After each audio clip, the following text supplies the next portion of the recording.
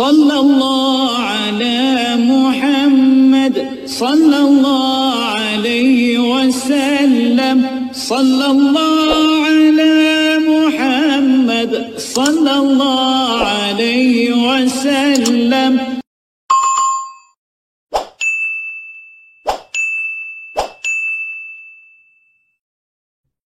Bismillahirrahmanirrahim. Perempuan sendirian disebut dengan mar'ah namanya. Dari kata muru'ah. Punya dua arti. Satu, sosok yang senang tampil dengan keindahan. Muru'ah. Jadi kalau laki-laki senang dengan kekuatan, sesuatu yang nampak kuat, latihannya silat, latihannya ini, itu. Perempuan tidak. Senang dengan keindahan. Anda mau berangkat ke kantor, ada sebagian tidak tersetrika, Anda biasa. Tapi kelihatan istri, papa ganti. Setrika dulu. Anda berangkat ke masjid pakai pakaian biasa saja. Perempuan ikut pengajian, seragam. Arisan, beda. Penampilan, lain. Bahkan kadang-kadang sebelum berangkat, nanya dulu kepada Anda untuk minta pendapat. Papa, besok pengajian Ustadz Adi, kira-kira gaunnya yang mana ya? Yang hijau atau yang biru? Kata Anda, hijau bagus mah. Ah, kayaknya biru deh. Dia nanya, tapi udah punya jawaban. Itu masih mending kalau dipakai. Begitu keluar, kuning. Gak apa-apa bu, normal namanya. Mar'ah yang kedua, awas. Seperti mir'ah. Orang Arab mengatakan al-mar'atu kal mir'ah. Perempuan itu mir'ah seperti cermin. Makanya jangan heran kalau lihat perempuan senang bercermin. Di rumah sudah berkaca, turun dari mobil lihat spion, mau masuk masjid ada kaca, betulkan lagi. Wajar, standar. Tapi yang penting Anda tahu, sifat cermin itu punya nilai sensitivitas. Seperti itulah perempuan punya nilai sensitifnya. Misal, Anda punya cermin, Anda hancurkan, lempar dengan batu, pecah. Apakah bisa disusun lagi? Jangan salah, bisa. Cuma tidak mampu memantulkan bayangan yang sempurna. Sama persis dengan perempuan. Kalau dia terlukai, cepat memaafkan, tapi sulit melupakan apa yang dialami. Pasang status. Serius. Ada persoalan hari ini, rekening listrik 15 tahun yang lalu diungkit lagi. Bapak ini bagaimana sih? Yang itu aja nggak bisa. Tahu nggak Pak? Waktu 15 tahun lalu listrik mati. Bapak juga begini juga 15 tahun lalu. Tapi itulah keindahannya. Nanti gantian bu, tenang aja bu ya. Kita masih panjang. Itu kalau sendirian. Tapi kalau banyakan, perempuan mar'atun nisaun. Sampai turun surah An-Nisa. Surah yang keempat. Apa artinya nisa? Bukan. Bukan perempuan. Bukan wanita. Perempuan. Surah ibu-ibu, mama. Apa diantaranya yang paling penting? Ayat 34, paling kiri sebelah atas.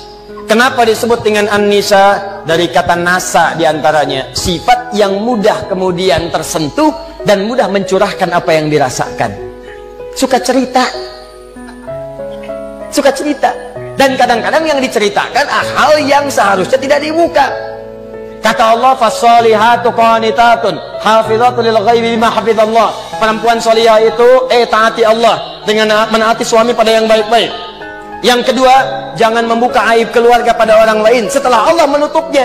Jadi kalau Anda tidak buka aib di rumah tangga, tugas laki-laki, tugas perempuan sama. Jangan buka aib. Sepanjang tidak dibuka, Allah tutup sampai dengan kiamat. Kata Nabi, ada kejadian malam hari, maka selesai, siang jangan terbuka. Ada kejadian siang hari, selesai, malam jangan terbuka. Allah akan tutup sampai kiamat. Tapi kalau ada aib rumah tangga terbuka, keluar.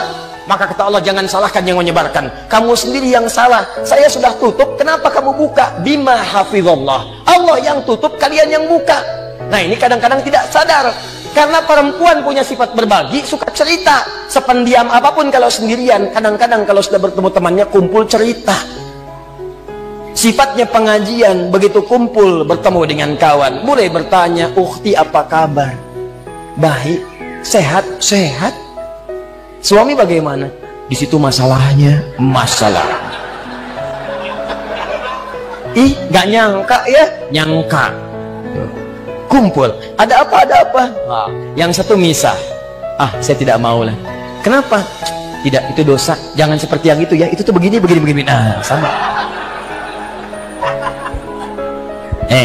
Itulah humazah. Humazah. Sejak dulu sudah ada. Dari sejak zaman Nabi Yusuf. Nabi Yusuf itu anaknya Nabi Yakub. Nabi Yakub anaknya Nabi Ishak. Nabi Ishak anaknya Nabi Ibrahim. Dari Sayyidah Sarah. Dari sejak dulu sudah ada perempuan yang suka kumpul-kumpul. Suaminya sibuk kerja ngumpulin harta, perempuannya kumpul-kumpul. Saking kumpulnya itu sibuk membicarakan orang lain. Ada yang ganteng dibicarain. Nabi Yusuf ganteng dibicarain. Iya ya, ganteng-ganteng Nabi ya. Iya, orang sekarang ganteng-ganteng serigala. Dulu ganteng-ganteng Nabi. Ngobrol, ada. Cuman buat ngobrol doang, duduk, datang ngobrol, minum, pulang lagi. Humazah. Jeng, bagaimana bisnis suami? Begini. Ih, kok cuman segitu ya? Kita mah kemarin dapatnya suami lumayan loh, 10 kali lipat dari yang kamu dapatkan. Cuman gitu doang. Humazah. Alladzi jama'a malahu wa 'addada, yang suaminya sibuk cuman ngumpulin harta dunia saja, nggak pernah mikir akhirat. Bekal akhirat nggak ada. Nanti kita akan lihat apa bekal akhirat. Nggak pernah mikir, yang penting dunia. Kerja, harta, rumah, mobil, uang, dolar, semua kumpulkan. Maka yang seperti itu kata Allah, kamu mesti ingat ya, orang yang sudah berpikir begitu saat di dunia, saya akan siapkan neraka paling spesial saat di akhirat. Namanya Hutamah. Neraka Hutamah ini beda dengan neraka biasa. Cara disiksanya, maaf sekali, diikat. Padahal neraka yang paling ringan, tapi seringan-ringannya neraka juga. Ya, seringan-ringannya neraka. Jangan coba-coba nih. Ya. Itu ada di Quran surah keempat ayat 56 paling kanan sebelah atas. Itu yang paling ringan di neraka. Innal ladzina kafaru bi ayatina sawfa nuslihim nara. Orang-orang yang ingkar kepada ayat-ayat kami, nanti kami masukkan ke neraka. Paling ringan kami tarik ubun-ubunnya. Nusli, kami celupkan ke dalam api neraka. Dicelup, kayak bikin teh celup. Teh celup itu kan naikkan, turunkan, naik, turun, naik. Jadi ada orang yang paling ringan masuk neraka, ditarik ubun-ubunnya, kemudian dimasukkan ke neraka, celupkan. Begitu dicelupkan, hancur semua, angkat lagi. Ya kullama nadijat juluduhum baddalnakum juludan ghairaha. Begitu hancur, diangkat sembuh lagi. Hancur, angkat sembuh lagi. Hancur, sembuh lagi. Sekali celup, 1 harinya 1000 tahun. 1 detiknya 48 hari. Kalau pengen coba silakan aja. Tapi diinfokan supaya kita jauhi. Cuma ini nggak diikat, artinya apa? Begitu dicelupkan dia merontak, masih bisa bergerak. Cuma tidak bisa mengelak. Tapi neraka yang ini bagi ahli dunia yang nggak pernah mikir akhirat, dia tidak akan pernah bergerak sedikit pun, karena Allah akan mengikatnya fi amadim mumaddadah. Jadi bukan begini, tapi diikat begini. Cara untuk menghukumnya, dibakar dari ujung kaki sampai otak yang paling dalam. Cara membakarnya kalau mau diilustrasikan, dilas sampai matang dalamnya. Bisa dari bawah bagian kaki, jempolnya dulu. Kalau jempolnya udah matang, baru sampingnya. Udah matang, naik lagi ke atas. Bayangkan kalau dimasukkan keseluruhan, yang sakit langsung semuanya. Tapi yang ini tidak, biar sakit dulu. Bukankah sakit di bawah kerasa ke semuanya? Sakit terus sampai naik ke atas. Allati tattali'u 'alal afidah. Afidah jamak dari kata fuad. Fuad itu otak yang merencanakan. Nih kata Allah seakan-akan yang mengatakan, apa isi otakmu diisi saya bakar sampai ke dalam otakmu. Otakmu isinya apa sih? Orang sholat, kamu nggak sholat. Orang ngaji, kamu nggak ngaji. Orang puasa, kamu nggak puasa. Kerja lagi. Apa isi otakmu? Saya bakar sampai kedalaman yang paling dalam. Nih. Awas, hati-hati.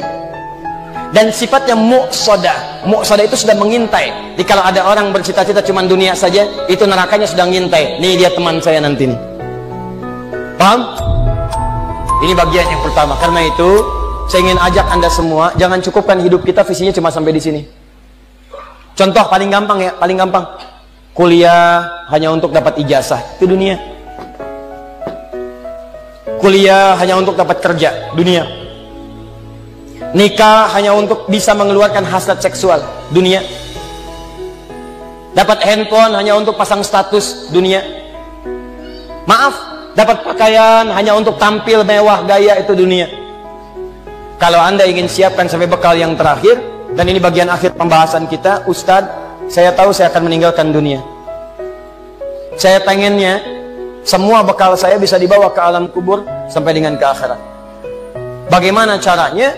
Bahkan kalau Anda berhasil menyiapkan cara ini, jangankan sampai ke akhirat, Anda meninggalkan dunia, langsung disambut langsung oleh Allah melalui nikmat-nikmat di alam kubur yang lebih banyak daripada nikmat dunia.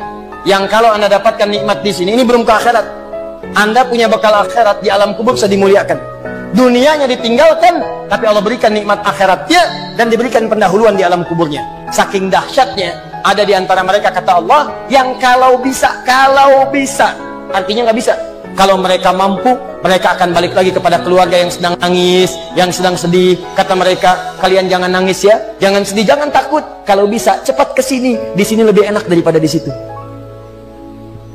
Silakan lihat anak-anak Palestina. Sekali-kali perhatikanlah mereka. 4 tahun, 5 tahun, tiba-tiba ada yang wafat di antara mereka. Lihat wajahnya. Apakah ada wafat di antara mereka yang wajahnya sedih? Tidak. Senyum, bira. Perhatikan jika seseorang wafat, maka keluarganya, Allahu Akbar, ada yang memberikan manisan, ada yang memberikan gula-gula, dan mengatakan Alhamdulillah, mereka sudah menerima janji Allah, tinggal kami menyusul mereka. Bagaimana punya kekuatan seperti itu? Sallallahu ala Muhammad, sallallahu alaihi wasallam, sallallahu ala Muhammad, sallallahu alaihi wasallam.